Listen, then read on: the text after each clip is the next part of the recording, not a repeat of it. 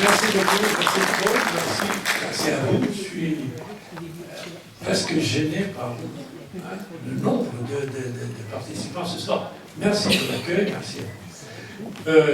Je vous demande tout de suite pardon. Mon français, c'est pas le français maternel, ni maternel ni paternel. Et c'est un français que j'ai appris petit à petit au Tchad, en Côte d'Ivoire et en Algérie aussi. Donc, excusez-moi le foot. Deuxièmement, merci à notre excuse. J'essaierai de vous présenter une synthèse de la synthèse de la synthèse de la synthèse du livre. Ok? Parce que, évidemment, il y a plein de sujets que je ne pourrais pas traiter avec vous, mais je vous demande à n'importe quel moment de m'interrompre, de poser une question librement. Vous êtes absolument dans le droit de m'interrompre, au contraire. Ça pourrait enrichir la soirée et la discussion. Ce que je vais vous présenter, c'est un petit peu le début de cette réflexion, qui évidemment n'est pas d'aujourd'hui, mais j'ai, comme plusieurs d'entre vous, je vois, un peu, disons, le poil clair. Et donc, ce n'est pas d'hier que j'ai réfléchi, que je travaille à ce texte et à ces idées. Et la nécessité qui m'a poussé, en accord avec l'éditeur, d'insister sur ce titre, l'Église c'est nous, et c'est parce que je trouve qu'on a un petit peu la nécessité, ensemble, laïcs, femmes, hommes, prêtres, religieux, religieuses, de récupérer davantage une identité qui nous ressemble et qui nous unit. L'Église, c'est nous, c'est pas l'Église, c'est moi, l'Église, c'est nous, notre petit cercle. L'Église, c'est nous, inclusif. Nous, tous ensemble. Donc, vous voyez que nécessairement, à partir de ce titre et cette vision, je suis allé vite fait dans la question du synode, de l'Église qui marche ensemble, de l'Église qui vit une expérience synodale. Alors, je remercie Claude de sa bienveillance d'être là à manœuvrer l'ordinateur. Voilà. Juste pour introduire la réflexion qui m'a poussé dans ce sens-là, deux constats. D'abord, nous, comme je vous avais dit, nous sommes dans une période, je trouve, de confusion. Et je l'ai pris, et vous le verrez, ceux qui ont ouvert ou vont ouvrir ce texte, dans une phrase qu'on va écouter, qu'on écoute, peut-être qu'on prononce dans des sacristies assez facilement. Père, je vais faire dire une messe, combien vous dois-je? C'est une phrase que, apparemment, c'est rien de particulier, et bien pourtant exprime plusieurs confusions. Trois confusions en particulier, j'aimerais souligner, je les souligne dans mon texte. Lesquelles? D'abord, pourquoi m'appelles-tu Père? Ne sommes-nous pas tous frères et sœurs? C'est l'Évangile qui le dit, c'est pas moi. Et pourtant, pour des siècles, on appelle le prêtre Père. Mais l'Évangile le dit clairement et explicitement, n'appelez personne Père sur terre, parce que vous êtes tous frères. Mais nous, on fait semblant de rien. Cet aspect-là, c'est pour révérence, c'est pour bonne éducation, c'est comme vous voulez. Mais pourtant, encore, pourquoi veux-tu faire dire une messe? à qui? Et toi, tu fais quoi si tu fais lire? Troisième, est-ce qu'il y a un prix pour une messe? Et là, on peut ouvrir tout un débat sur ça. Et pourtant, il y a un certain, n'est-ce pas? Encore, deuxième constat, nous sommes dans une période de transition. Qu'est-ce que je veux dire par là? Bon, le pape François nous a dit, il y a quelques années, aujourd'hui, nous ne vivons pas simplement une époque de changement, mais un véritable changement d'époque.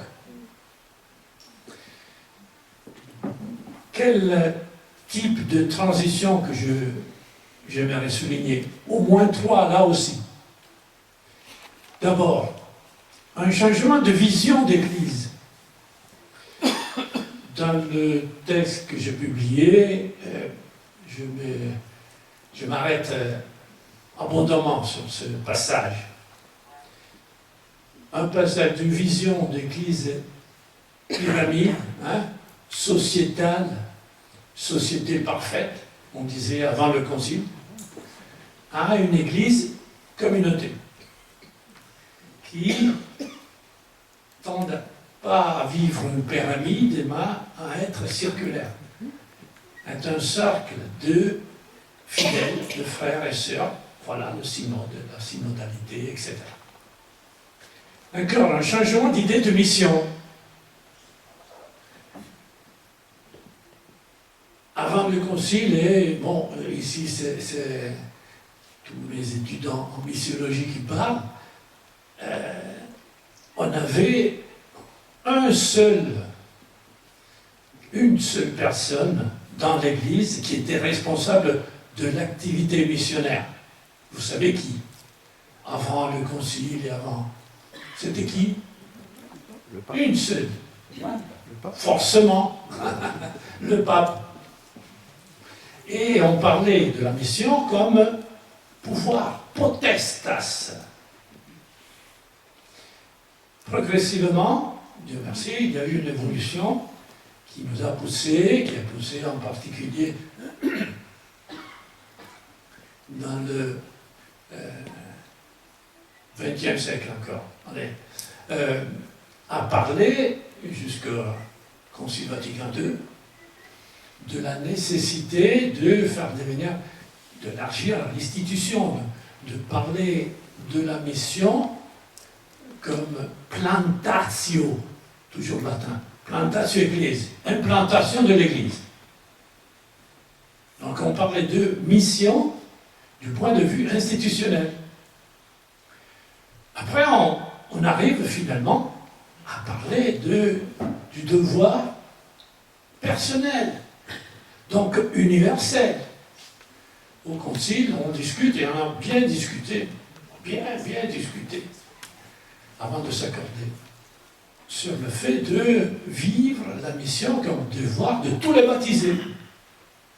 En plus, le Concile affirme que l'Église est missionnaire par nature, par sa nature. Donc forcément, tous les baptisés, en tant que membres de l'Église, sont concernés par la mission et le devoir missionnaire. Encore récemment, finalement, l'évolution de la notion de mission, le pape François parle, Evangelii Gaudium, de « moi, je suis une mission ». La mission de l'Église nous touche personnellement. Donc il y a eu évidemment tout ce changement. On est en train encore de changer, de revoir, de revivre. Souvent maintenant on entend parler de mission, tout est mission, partout. Mission, autrefois c'était géographique, on partait. Il y a quelqu'un que je salue qui a partagé avec moi il y a certaines années, voilà, sont là, certaines années en Algérie, d'autres au Tchad. Bon, D'autres, je sais qu'ils sont partis pour Philippines. Non, c'était pas les Philippines, hein, Équateur. Équateur. Autrefois, on disait, hein, c'est les pays d'émission. Jusqu'en 2005, il y avait un cas publié par l'ancien dicaster Vatican pour la propagation de la foi, un annuaire comme ça, avec toute la liste des diocèses des missionnaires. Donc c'était les territoires. Aujourd'hui, personne ne plus parle de mission comme un territoire. La mission, je la vis. C'est moi la mission, dit le pape François. Finalement, troisième transition, c'est la perspective pastorale. Sur la perspective pastorale, on pourrait s'arrêter longtemps, parce que il y a encore, je crois que chacun de nous peut faire un petit peu l'expérience, et il l'a fait, d'entendre d'un côté la tradition comme paradis perdu, n'est-ce pas? Et de l'autre, il y a la synodalité comme terre promise, comme en réalité à rejoindre, mais qui reste lointain. Et donc, au niveau pastoral, même nous les prêtres, corrigez-moi si je me trompe, mais on est en train de vivre cette transition. Les jeunes prêtres sont absolument orientés au culte, et presque exclusivement au culte. Les vieux, ils ont encore certaines nostalgies. On les accuse d'être plus ou moins post-68 ans, des choses comme ça. Mais bon. Et donc, c'est une transition. C'est une période de changement. On n'est plus ce qu'on était il y a quelques années seulement, mais on n'est pas encore arrivé à trouver ou mûrir une situation nouvelle. Alors, l'Église, c'est quoi, finalement?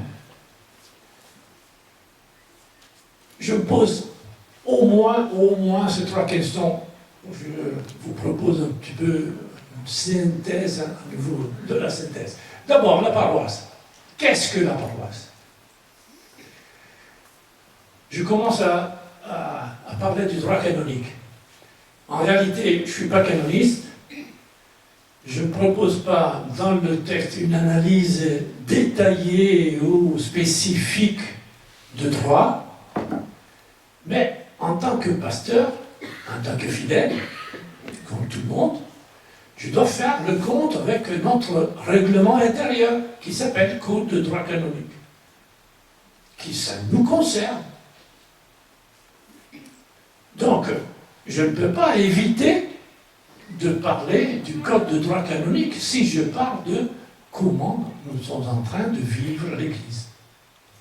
Et je découvre, en ouvrant le Code de droit canonique, qu'il y a une formidable, belle proposition, définition de la paroisse. La paroisse n'est rien d'autre qu'une communauté de fidèles, canon 515. Formidable, n'est-ce pas?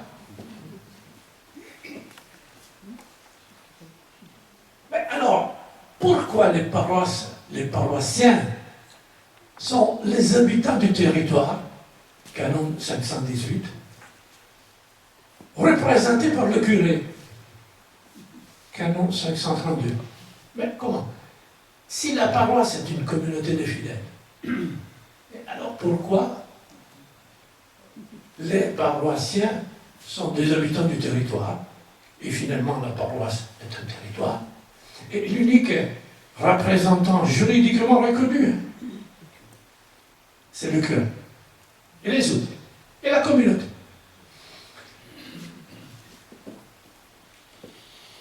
C'est quoi la différence entre être ou ne pas être communauté de fidèles? Si dans tous les cas, les paroissiens sont des habitants d'un territoire, et dans tous les cas, ce territoire est représenté par l'unique figure du curé, qu'est-ce que ça signifie être défini une communauté de fidèles? Ça sert à quoi? Quelle est la différence? Vous comprenez la question? Alors je continue. Deuxième question, la mission. On a parlé de mission. Mais la mission, c'est quoi? Vous savez que la mission est neutre comme notion.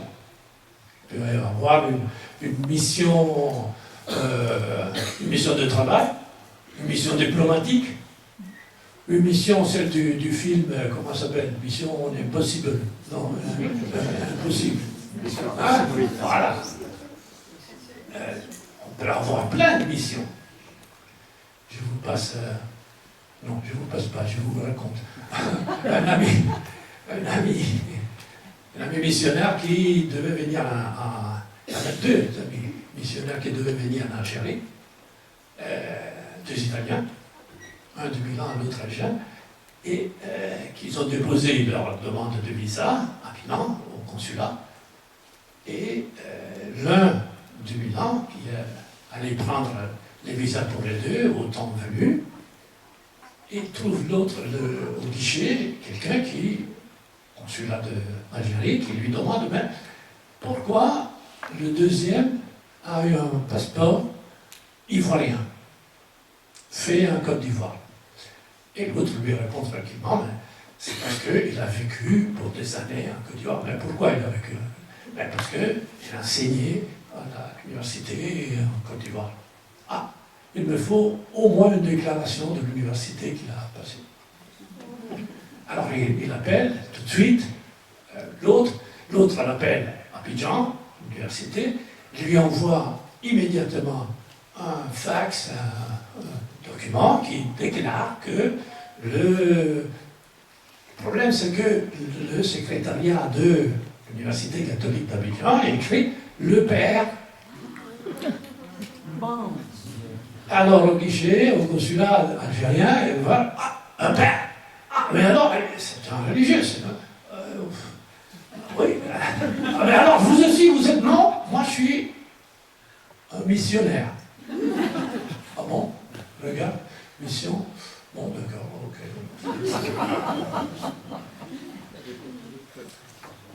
Qu'est-ce qu'il y avait derrière? Qu'à Milan, souvent, il y en a plein.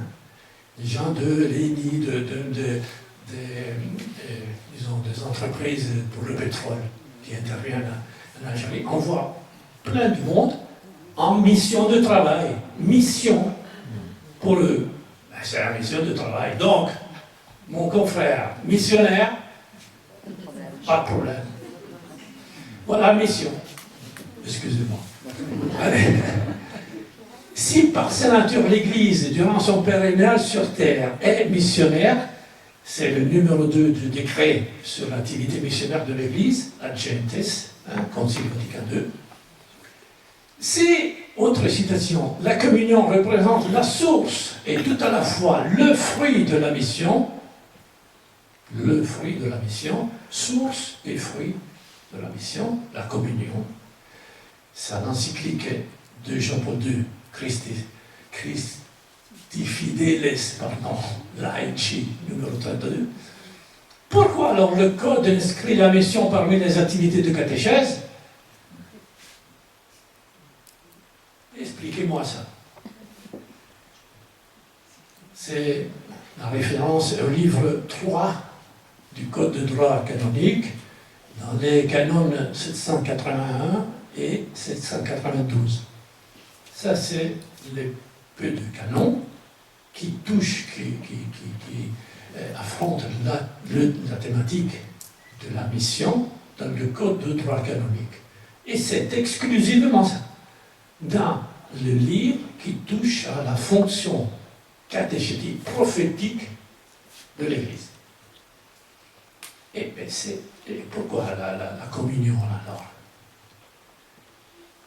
Pourquoi cette nature missionnaire de l'Église? l'Église n'est pas exclusivement fonction catéchétique. On le verra ensuite. Comment réduire la question missionnaire, selon le Code, à l'évangélisation dans le sens de la transmission directe de la foi dans la catéchèse. Et les autres aspects. Troisième question sur la charité. La charité, c'est quoi? Si les trois tâches pastorales fondamentales sont, voilà les trois tâches, c'est Benoît XVI qui nous le rappelle dans l'encyclique Deus Caritas Est au numéro 25. D'abord, l'annonce de la parole de Dieu, fonction prophétique. La célébration des sacrements, fonction liturgique, fonction sacerdotale, pardon. Et le service de la charité, fonction diaconie. Bon, après on verra la suite sur ça. Ça, sur les trois fonctions. Alors, pourquoi? Allez-y. Pardon. Pourquoi le Code de droit canonique consacre un livre pour les premières deux, livres 3 et 4, annonce et célébration, mais pas pour la dernière. Il n'y a pas un livre sur la charité, sur le service de charité, sur la diaconie. Pourquoi? On l'a oublié. C'est drôle. Et pourtant, c'est une des fonctions fondamentales de l'Église. On verra après encore, mais entre parenthèses, dans la même encyclique, Benoît XVI souligne qu'il y a un manque sur la question de la charité dans le droit canonique, dans le Code. Il le souligne ouvertement. Rien, ça s'est rien passé. Le Code, le livre 15, le 5e livre, touche à toute autre affaire, et la question ou la fonction de la charité n'est pas affrontée. C'est un manque, c'est un vide, c'est un trou. Il faudrait combler le trou. Allez, voilà une autre occasion pour dire qu'on est en transition. On est en train de développer les choses, mais ça nous manque quelque chose d'assez grave, d'assez important, vu que, comme on a vu, la fonction de charité, du service de charité, n'est pas une fonction en plus, qu'on peut passer ou pas dans les activités pastorales ou dans les activités de l'Église. Non, c'est une fonction fondamentale. Une des trois fonctions fondamentales. Bon, alors, je vais essayer de définir ces trois tâches. On va s'arrêter à un moment pour comprendre un peu plus pourquoi j'insiste sur les trois tâches dans le sous-titre de mon livre, Peuple de rois, prêtres et prophètes. Parce que, en plus, chacun de nous, chaque baptisé, a ces trois tâches, a hérité ces trois tâches par les fonctions du Christ. C'est pas inventé. C'est pas quelque chose le pape a décidé que c'est comme ça, non. C'est parce que dans la tradition de l'Église, ces trois fonctions, munera en latin, sont d'abord reconnues dans le Christ. Donc chacun, en tant que chrétien,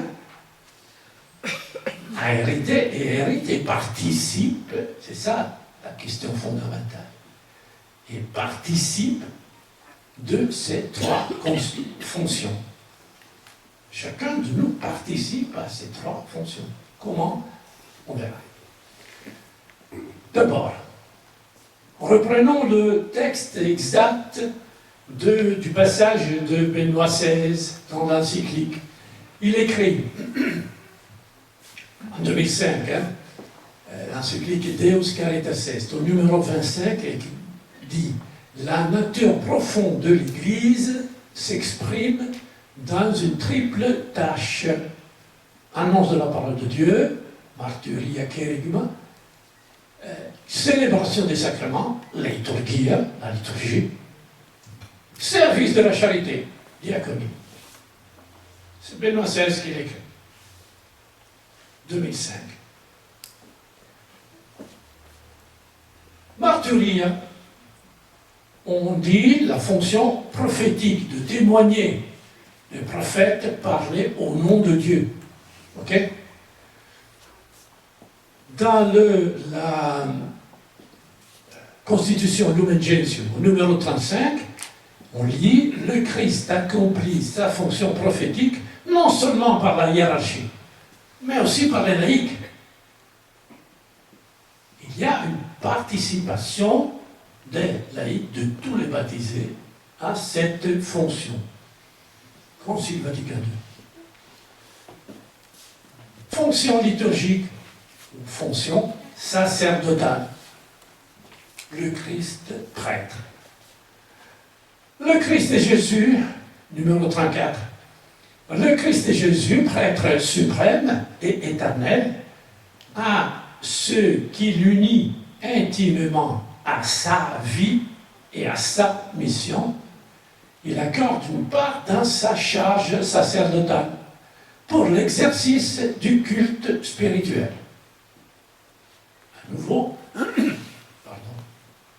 À nouveau, assez clairement, c'est par le Christ que chacun de nous participe à cette fonction sacerdotale. Et finalement, la diaconie, fonction royale, numéro 36 de Lumen Gentium. Le Christ est entré dans la gloire de son royaume. Ce pouvoir, il l'a communiqué à ses disciples pour qu'ils soient eux aussi établis dans la liberté royale. Nous sommes tous appelés par le Christ à participer de ces trois fonctions fondamentales. On est d'accord? Très bien. On peut continuer alors. Essayons de voir dans les prochains 3 diapos, on va essayer de voir un peu plus à l'intérieur, en détail, chacune de ces fonctions, comme il est développé par notre ami, le Code de droit canonique. D'abord, pour ce qui concerne la fonction prophétique, je vous signale un passage fondamental de la Constitution Lumen Gentium du Concile Vatican II. Au numéro 12, on lit « La collectivité des fidèles ne peut se tromper dans la foi et manifeste cette qualité par le moyen du sang surnaturel de la foi, qui est celui du peuple tout entier. » Ici, il faudrait des heures pour rentrer dans la dynamique de ce passage. Mais, bon, contentez-vous de ces quelques mots que je vous dis. On introduit à travers ce passage tout un débat, toute une réflexion fondamentale dans la construction de la Constitution Lumen Gentium, la notion du peuple de Dieu. Peuple, ce sujet qui dérive évidemment de la notion biblique, le peuple d'Israël, du peuple de Dieu, est reprise par les évêques dans le Concile Vatican II comme nouvelle notion qui insiste sur cette réalité complète et plus que cosmopolite, avec toute une complexité de présence et de ministères et de rôles et de figures différentes qui est un peuple. Le peuple, le nouveau peuple de Dieu. On verra, et vous voyez dans les documents du synode, souvent parler du saint peuple de Dieu. Il n'est rien d'autre que ça. Cette notion de nous. Nous, Église, nous, peuple. Nous, sujets collectifs qui entrent et vivent dans l'histoire, étaient appelés à témoigner dans l'histoire de l'humanité et à réaliser, accomplir un rôle précis, une mission dans cette histoire. Alors, ce peuple que François rappelle encore en 2021, le peuple de Dieu est infaillible, incredendo, cette formule latine, et encore repris par la Commission internationale théologique, que vous savez, au niveau du Vatican, les grosses têtes qui réfléchissent sur et produisent des documents souvent très intéressants et bien profonds. Ils affirment une chose que je trouve, en plus c'est une citation entre guillemets du cardinal Newman, béatifié encore récemment. Lorsqu'au numéro 121 d'un texte que vous avez sur le PowerPoint, lorsque le magistère définit une doctrine, il est opportun de consulter les fidèles au sens d'inquiéter sur une question de fait, citation de Newman, parce que le corps des fidèles est l'un des témoins du fait de la tradition de la doctrine révélée, et parce que leur consensus dans la chrétienté est la voie de l'Église infaillible. Oui, exactement. Je vois un visage que du... Ben oui, c'est puissant, hein? C'est puissant. Et c'est un document du Vatican qui cite Newman.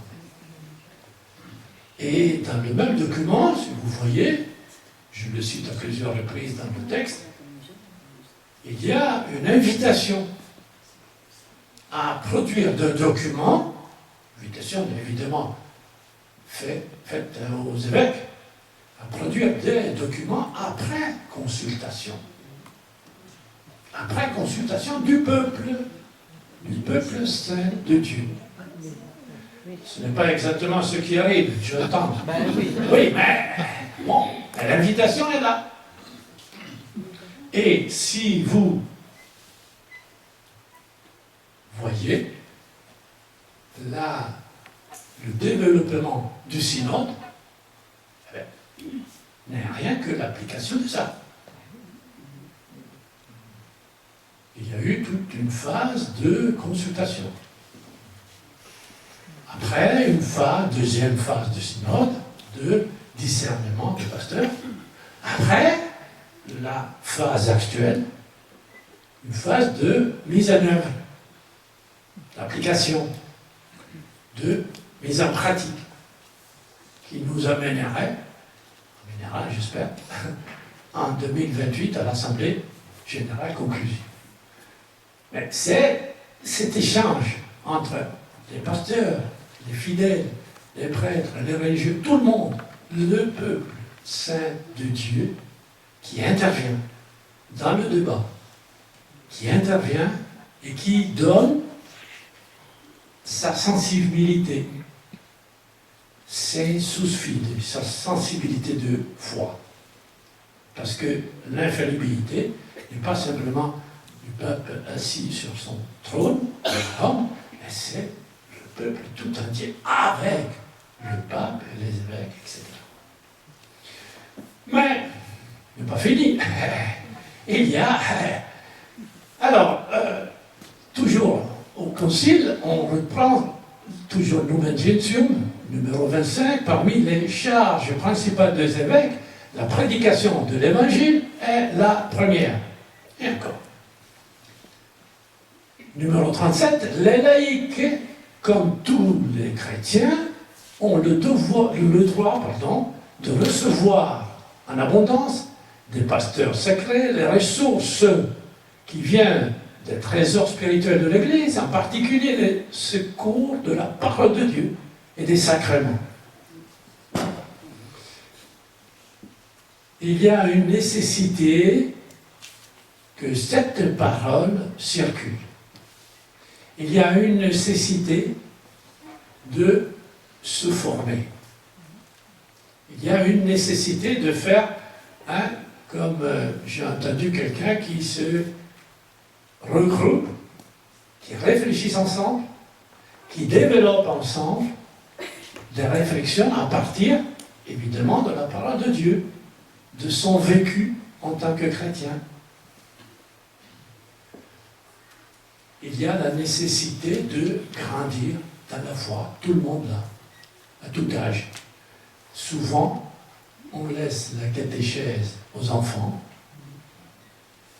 et on écarte, on oublie que, à mon avis, la catéchèse, d'abord, il va être adressé aux adultes, pas aux enfants. Et par des adultes qui maîtrisent les questions catéchétiques, on arrive aux enfants. Mais pas le contraire. Mais pas le contraire. On peut aller en avant, la fonction sacerdotale. Ok, là on commence. Au canon 837, premier, les actions liturgiques ne sont pas des actions privées, mais des célébrations de l'Église elle-même. C'est pourquoi elles concernent le corps de l'Église tout entier. Formidable. Formidable passage. Combien de fois on arrive à vivre une liturgie où nous pouvons témoigner d'être un corps uni et tout entier qui célèbre. Plus, dans le même concile, la Constitution sur la liturgie, Sacrosanctum Concilium, numéro 17, la Mère Église désire beaucoup que tous les fidèles soient amenés à cette participation pleine, consciente et active. Pleine, consciente et active aux célébrations liturgiques, qui est demandée par la nature de la liturgie elle-même, et qui, en vertu de son baptême, est un droit et un devoir pour le peuple chrétien. Là aussi puissant, comme expression. Combien de fois, en principe, chaque dimanche, chacun de vous, chacun de nous, est appelé à vivre des célébrations avec une participation pleine, consciente et active, pas passive. On n'assiste pas. Je vous rappelle le début de notre réflexion. On ne demande pas de célébrer la messe à quelqu'un. Et nous, on reste là. On participe activement. Est-ce qu'il y a la place pour participer activement? Je ne sais pas, ça c'est à voir. Mais encore, Desiderium Desidera, l'Institut sur la liturgie du pape François, numéro 22. C'est l'Église, le corps du Christ, le sujet qui célèbre, non pas le prêtre, individuellement. Pape François arrive à dire que la liturgie se décline avec en première personne plurielle, nous. Et tout ce qui vient de la première personne singulier, je, est diabolique. Encore. En réalité, qu'est-ce qu'il fait le droit canonique? Bon, il affirme la fonction de sanctification, elle est exercée avant tout par les évêques, deuxième paragraphe par les prêtres, troisième par les diacres, finalement les autres fidèles. Mais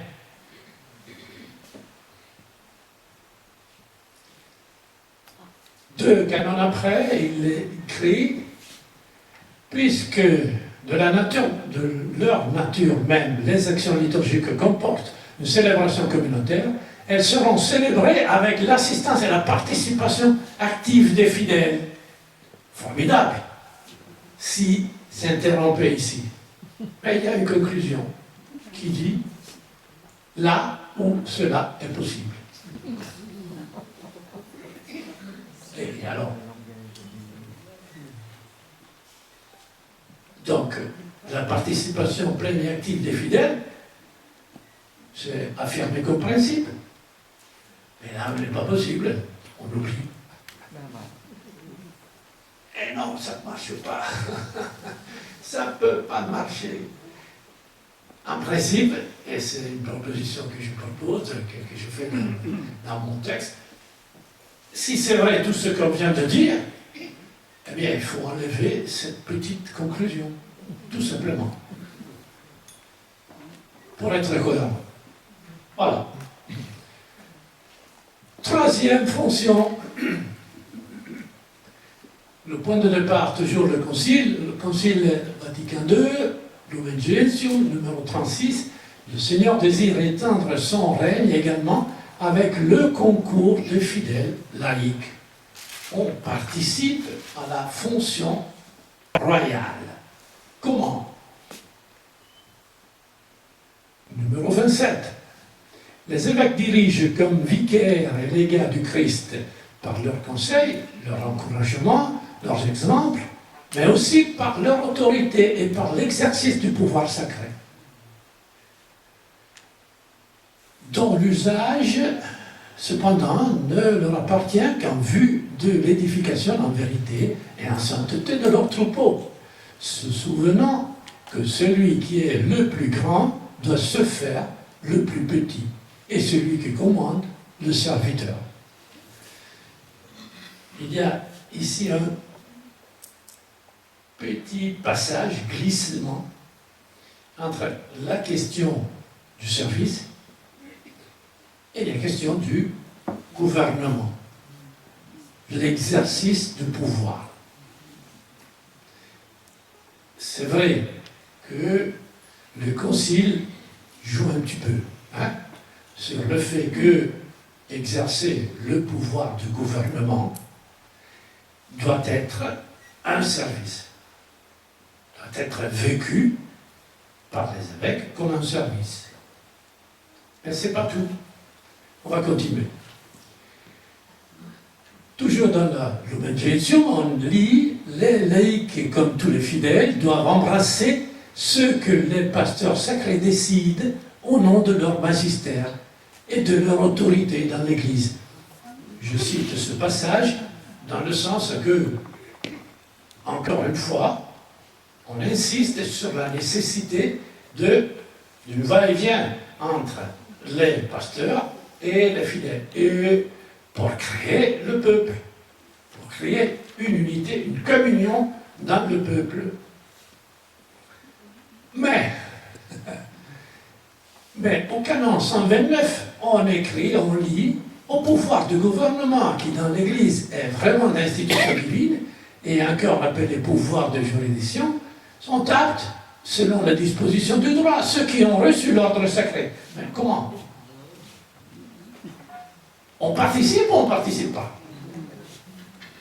Si on participe, ce canon a quelque chose qui ne marche pas.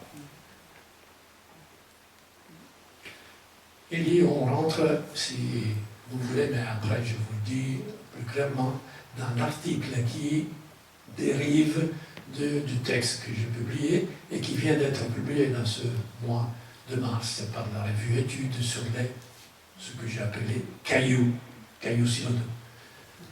Là, c'est un caillou. On ne peut pas dans le même temps affirmer qu'on est tous, qu'on participe tous de la même fonction royale, et dans le même temps dire que non, ceux qui sont aptes à gouverner, donc à exercer cette fonction, sont seulement ordonnées, les brèves.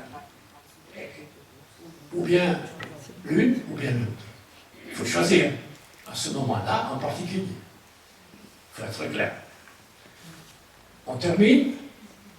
Passage successif, 129, paragraphe 2. À l'exercice de ce pouvoir, les fédéraux ils peuvent coopérer, selon le droit. Qu'est-ce que ça signifie coopérer? Coopérer si ton curé t'appelle. Coopérer, ça signifie quoi? Obéir. Ah oui, en principe, oui. Ça pourrait. On pourrait aussi prévoir que la coopération soit une participation à la décision. Là où le curé, éventuellement, ou l'évêque, ou en tout cas celui qui est apte au pouvoir, décide de vous associer à cette décision. Mais pour son initiative à lui, pas pour votre droit à vous. Ok? Alors, finalement, Benoît XVI, je reviens sur l'encyclique, on est vers la fin, hein, pour la conclusion, ben, finalement, dans toute cette affaire-là, la charité, elle est où?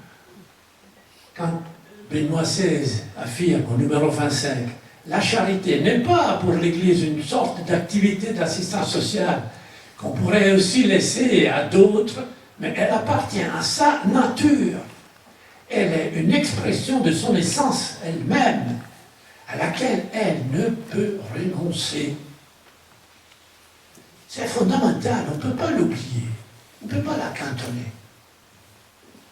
Alors, si c'est vrai, la charité est l'essence de l'Église. Toujours dans la même encyclique, au numéro 32, Benoît XVI affirme « Le Code de droit canonique, dans les canons concernant le ministère épiscopal, ne traite pas expressément la charité comme d'un domaine spécifique de l'activité épiscopale. » Mais comment? Si c'est une fonction irrénonciable, hein, on ne peut pas renoncer à traiter la charité. Pourquoi le Code ne l'affronte pas? En effet, dans le Code, il y a... Attends. Bon. Non. Juste pour montrer une à la fois. Bon, laisse. Voilà. Il y a le livre, comme on l'a déjà dit, hein, un livre 3e sur la fonction d'enseignement, catéchèse, la fonction prophétique. Il y a un livre, le 4e, sur la fonction de sanctification, la liturgie. Mais il n'y a pas un livre 5e sur la fonction de la charité ou bien du gouvernement. Pourquoi cet oubli? C'est comme vraiment avoir oublié les 3 piliers de cette action fondamentale de l'Église. Alors, si le manque est la communauté, la charité, ça va toucher évidemment sur la communauté, parce que la communauté se base, se construit, se bâtit sur des liens de charité. Ou bien, on ne se bâtit pas. Si on dit au canon 515, la paroisse est la communauté précise de fidèles qui est constituée d'une manière stable dans une église particulière, en 1960, déjà, l'abbé, le père Michonneau, écrivait « Pas de vie chrétienne sans une communauté ». Et dans la préface de ce livret magnifique, un théologien que sans doute vous connaissez, Yves Congar, il disait « Il est dogmatiquement vrai que la communauté engendre les chrétiens. » Il est dogmatiquement vrai. Et encore, un tel qui s'appelle s'appelait légèrement Joseph Ratzinger, vous connaissez, avant d'être nommé évêque, il était enseignant à Ratisbonne. Quand il écrivait ce livre, 1970, il disait « L'Église comme telle, concrètement, comme communauté, est un sujet juridique. En fait, l'authentique, voyez bien, l'authentique sujet auquel tout le reste se rapporte. »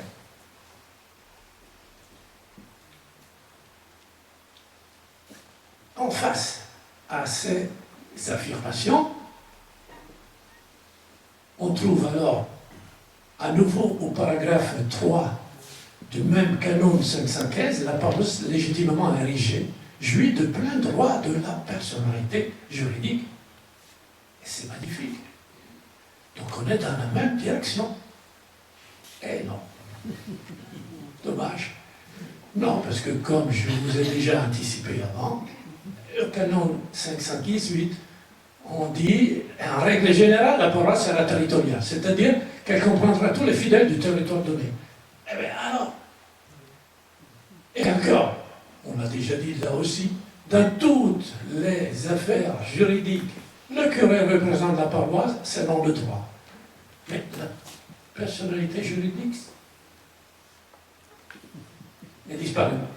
On l'a mis dans le tiroir. Qu'est-ce que... C'est où la personnalité juridique? Si finalement, l'unique à représenter une paroisse, c'est le curé. Bon, voilà. Alors, deux alternatives, à mon avis, et on termine avec ça. Nous vivons un véritable changement d'époque, on l'a dit, mais ça signifie, ou bien on va vers la synodalité effective, ou bien nous allons vers le nous inclusif. La synodalité est le chemin de l'Église du troisième millénaire, écrivait le pape François. Ou bien, l'autre alternative, c'est l'autarchie. On se replie sur nous-mêmes. Donc l'Église devient une institution repliée sur soi-même, qui se contente de ses quelques avantages, mais est incapable d'accomplir la mission d'être. Le signe et le moyen de l'union avec Dieu et de l'unité du genre humain. Ça, c'est la citation d'un des passages, à mon avis, plus importants du Concile Vatican II et de la Constitution de l'Église. Ça est l'essence de l'Église. Sacrement, dit le même Jésus, sacrement, c'est-à-dire signe et instrument, signe et moyen. C'est ça le sacrement. Donc l'Église est dans le même temps, un signe doit être un signe, et pour être un signe, il faut qu'on vit cette communion dans l'Église, mais il doit être aussi un moyen. Donc, cette communion, dans chaque communauté, doit nous transformer et mettre en capacité de transformer la réalité, le contexte où la communauté vit, pour que tout le genre humain soit uni et pour que tous les hommes soient en communion avec Dieu. Alors, bon, moi je termine juste pour vous proposer tout ça. Je l'ai repris et resynthétisé. Il y a, voilà, dans un article que vous connaissez, je vois qu'il a circulé déjà quelque part, c'est les 10 cailloux. Hein. Si on n'enlève pas ces 10 cailloux, difficilement on pourrait être tous ensemble, signe et moyen d'unité pour le genre humain et d'union avec Dieu. Amen. Merci.